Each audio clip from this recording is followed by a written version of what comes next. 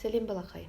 Бүгін біздер М әрпіне арналған екінші тақырыпты өтетін боламыз. Оқулықтағы 38-ші сабақ. Алдымен біздерге оқуға сөздер берілген. Кәне бірге оқып шығайық. Маса, марал, сырмақ, қармақ, орман, арман, алма, алматы. Астында сызба берілген. Осы сызба бойынша біздер сөйлем құрастыруға жетпіз.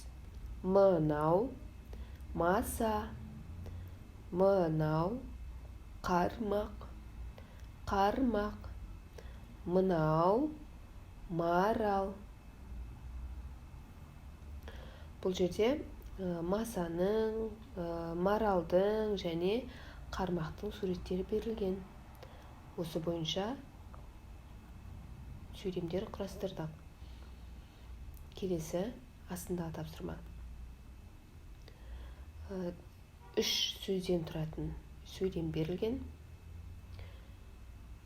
Мына жердегі астында берілген сөздерді сәйкес қоюымыз қажет. Бірінші сөйлем марал, мақал, оқы.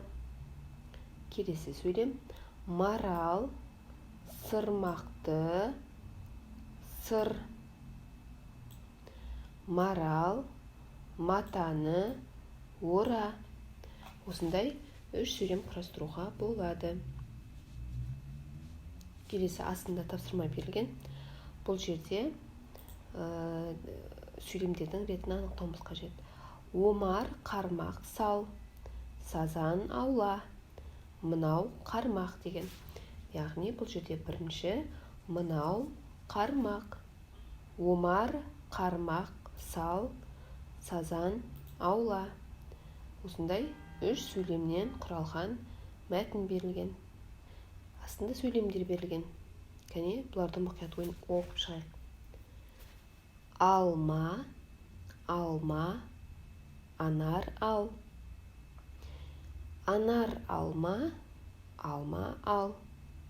Бұл жердегі алма, бұл жейтін алма, иә?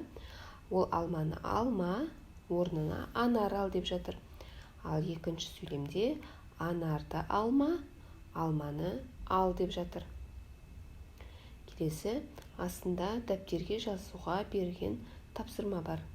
Марал, матаны, ора. Бұл сөйлемді дәптерге әдемі, қатесіз жазу қажет. Бүгінгі тапсырмалар осымен аяқталды. Түсінікті болса, каналға тіркеліп лайк қалдыруды ұмытпа.